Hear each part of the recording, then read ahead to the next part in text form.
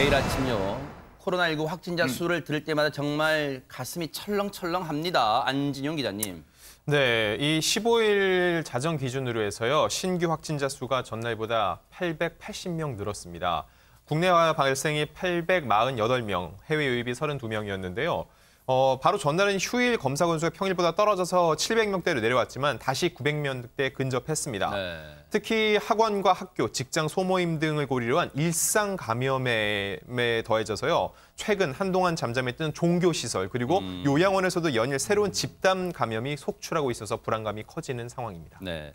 사실 어제 700명대 나왔을 때도 많은 분들이 안도하는 건 아니에요. 왜 이제는 다 익숙해져서 일요일 날 검사 수가 적은 영향이 월요일 날 발표될 거라는 걸 대부분 알고 있기 때문에 700명도 많은 거라고 했는데 아니나 다를까 오늘 발표가 벌써 880명으로 훅 늘었어요.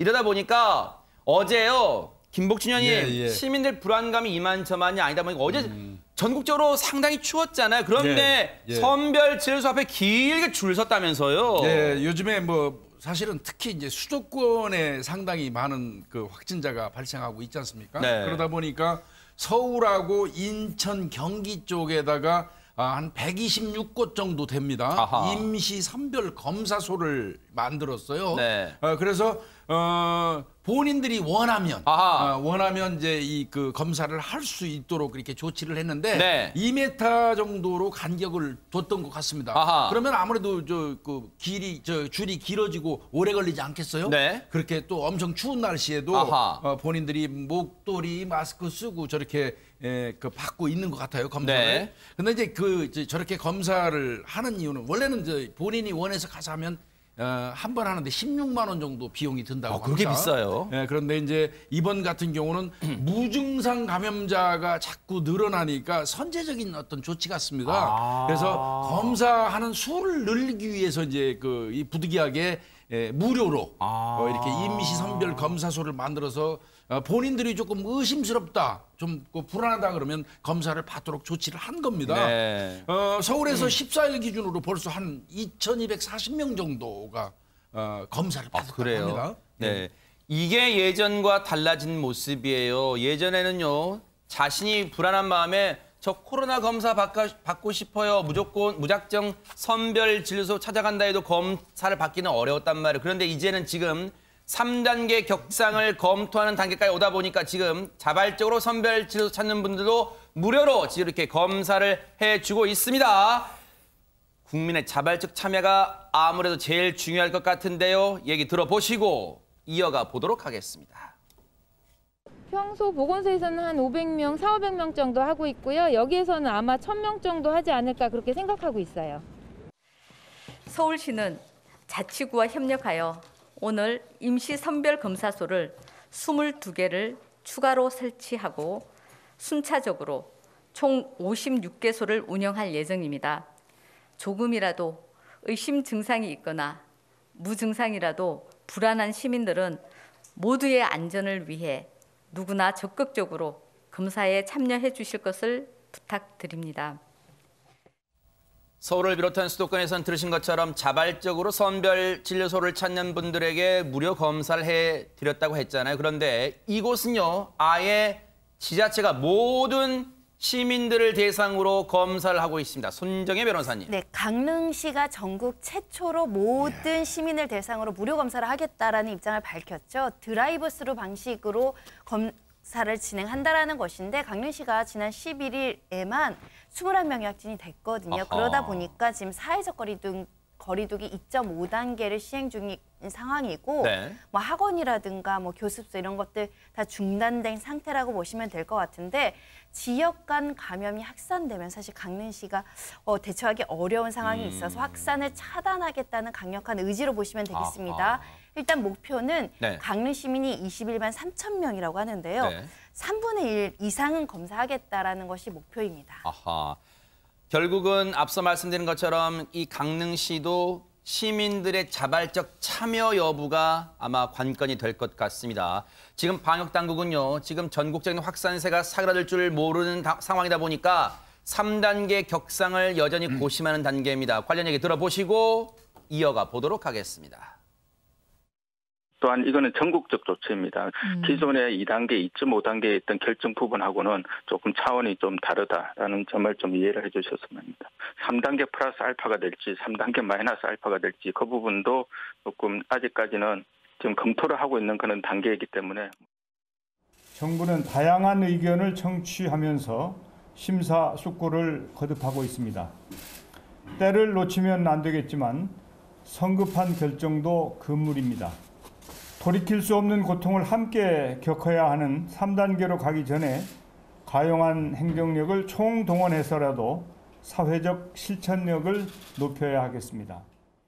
아니 그런데 박성배 변호사님 3단계면 3단계지 3단계 플러스 알파는 뭐고 3단계 마이너스 알파는 또 뭡니까?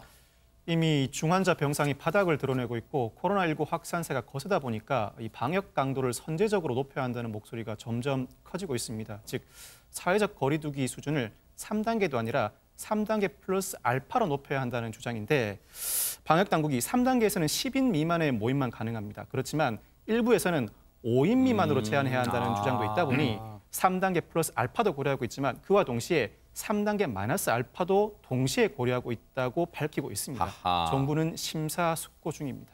그 이유가 정부가 심사숙고하는 이유는요. 전문가들이 현재의 방역 조치로는 코로나 확산을 차단하기가 어렵다고 보는 데 있는 것 같습니다. 전문가 얘기 들어보시고 이어가 보도록 하겠습니다.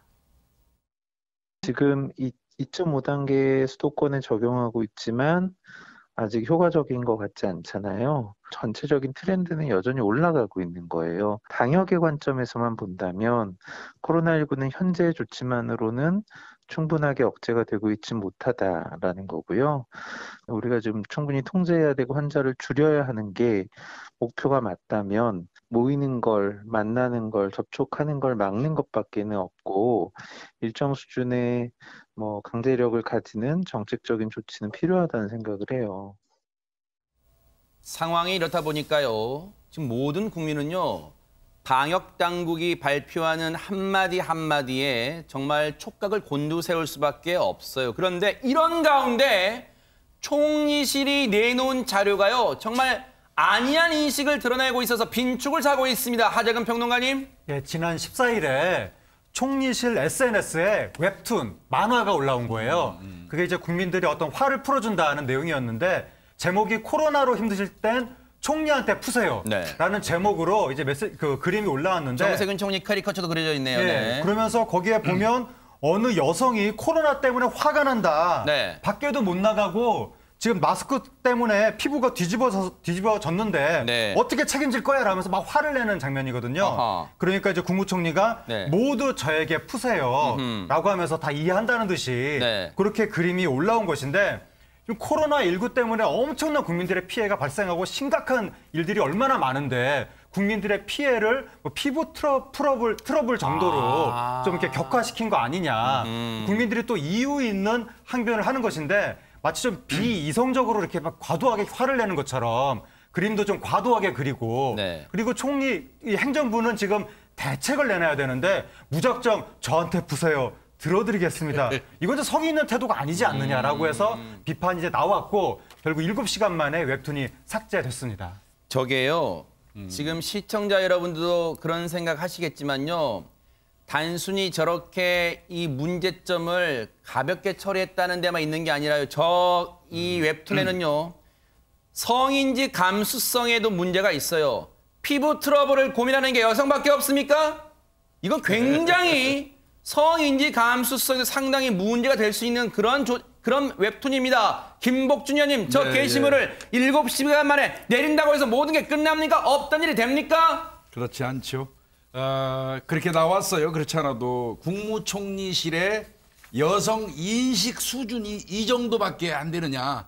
조금 전에 앵커께서 말씀하신 것처럼 그런 방향으로 그런 인식을 가지고 문제를 보는 분도 있는 것 같아요. 근데 제 생각은요. 국민들이 꼭 그런 의미로 저거에 대해서 이의를 제기하는 건 저는 아니라고 봅니다. 뭘까요, 그러면? 오히려 뒤에 나오는 내용들이에요. 네. 코로나로 인한 국민의 우울감을 희화화하지 말라는 거고요. 그다음에 국민들의 지금 경제적 절규는 어디다 빼놓고 이런 글을 올리고 앉아있느냐. 아하. 그 얘기고요. 네. 국민이 떼를 쓰고 자기들은 받아주는 마치 무슨 성인군자인 것처럼 나에게 푸세요 하는 거 묘사해놓은 거 그건 한 번으로 좋겠어요.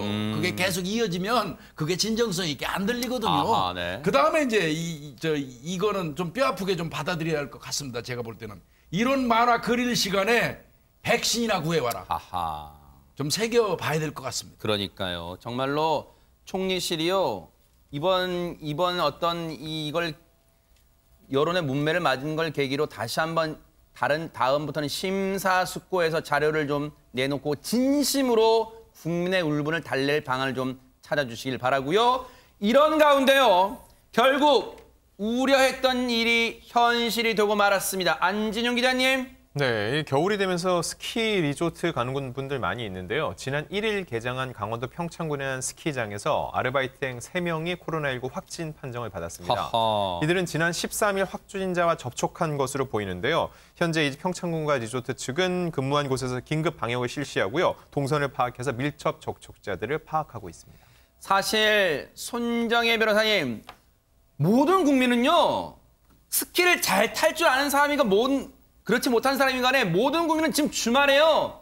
들로 산으로 놀러 가고 싶어요. 그런데 그 마음 다 참고 있어요. 근데 스키장이 북적된다는 뉴스 나올 때마다 이거 불안한데 이거 진짜 확산될 수도 있는데 진짜 설마가 현실 됐어요, 지금. 특히 이제 SNS에 스키장이라는 단어를 검색하시면 많은 사진이 있는데 가장 우려되는 것은 리프트 타는 그 줄이 보통 1m, 2m 간격 띄우라고 하잖아요. 정말 촘촘하게 맞아요. 사회적 거리 두기 거의 안 되는 사진들이 많이 있다 보니까 많은 사람들이 이거 방역 사각지대다 이렇게 지금 우려하고 있는 상황이고요. 지금 저런 상황입니다. 특히 네. 이제 스키장 방문객들이 이 야외에서 운동하는 거야 크게 위험이 안 되겠지만 문제는 밥은 먹어야 되잖아요. 그러니까 리프트 타는 거, 식당, 화장실 또 숙박시설을 이용하는 분들이 많다 보니 진짜 밀집해서 저 보세요. 완전히 다닥다닥 붙어 있어요, 지금. 네. 네, 실외 운동시설이지만 그래도 방역에 좀 더 촘촘하게 세심하게 신경 써야 된다는 목소리가 나오는 것이고요.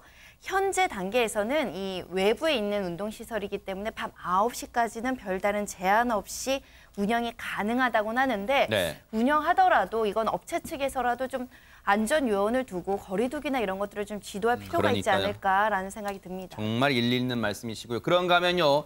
방역의 허점을 노린 참 진짜 왜 이런 쪽으로 머리가 잘 굴러간지 모르겠어요. 꼼수 영업도 있다고 합니다. 박성배 변호사님. 지난달 24일부터 클럽 등 유흥시설 5종에 대해서 집합 금지 명령이 내려져 모두 문을 닫았죠.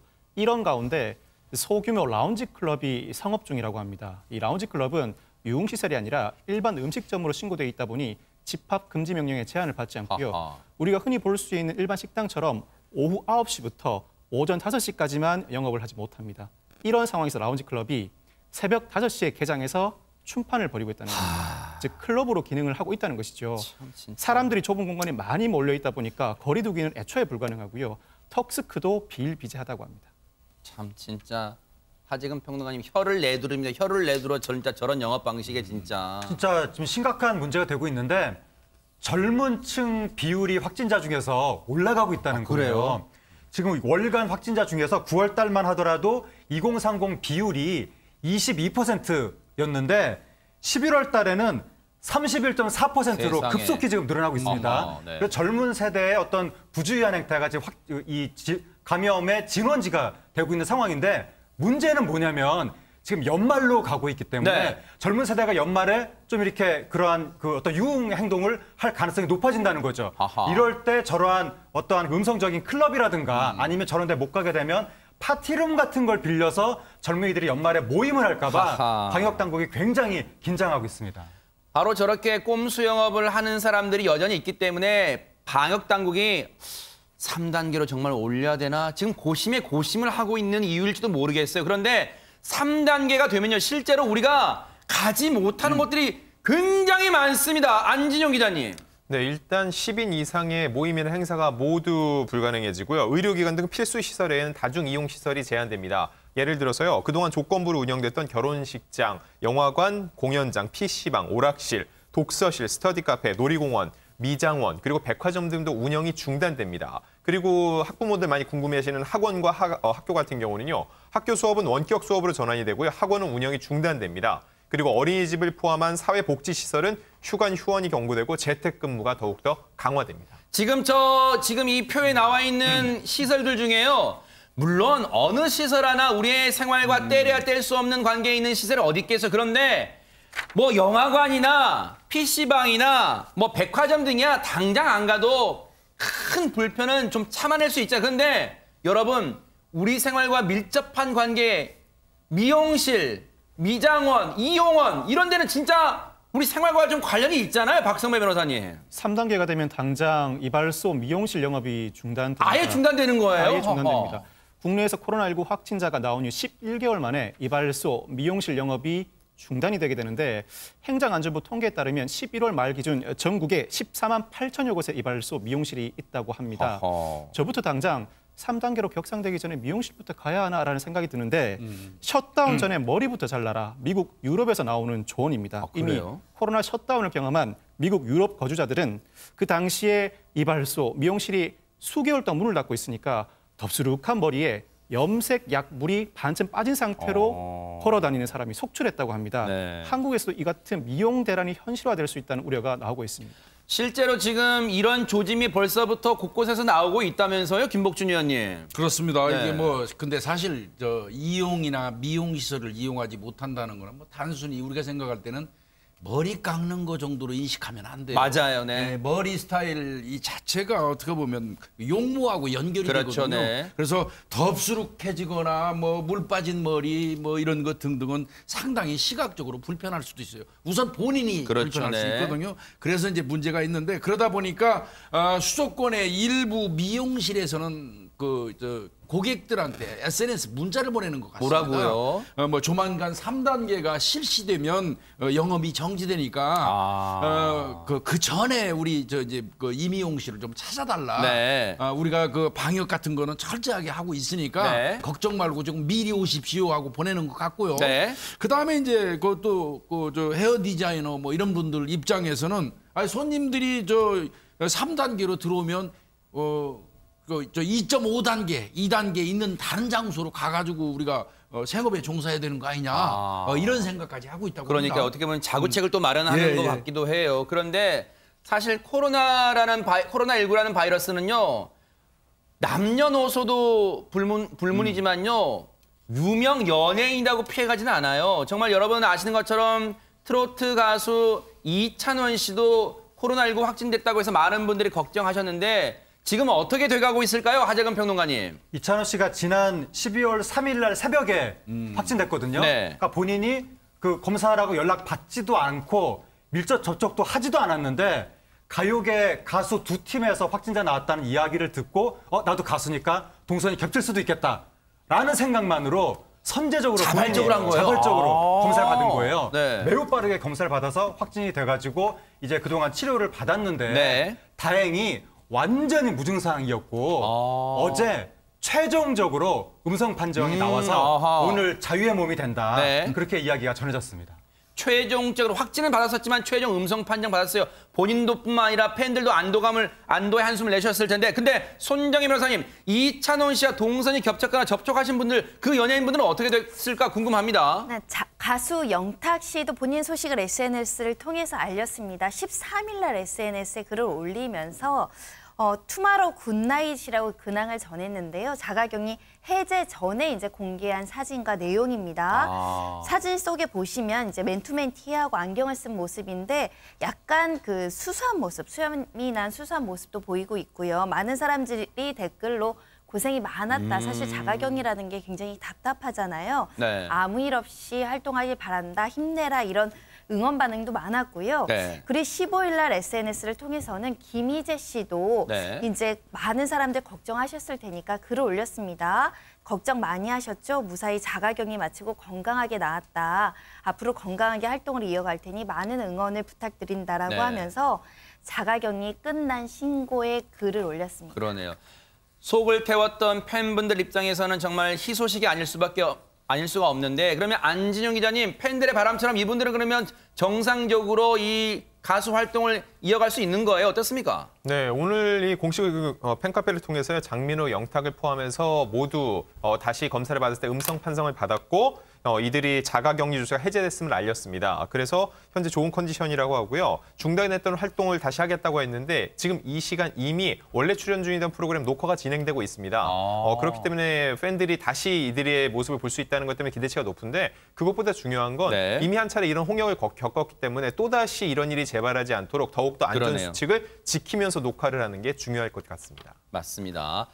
개인 방역, 나부터 작은 것부터 이 철저히 지키는 게 제일 최고의 방역이라는 거 명심하시기 바랍니다.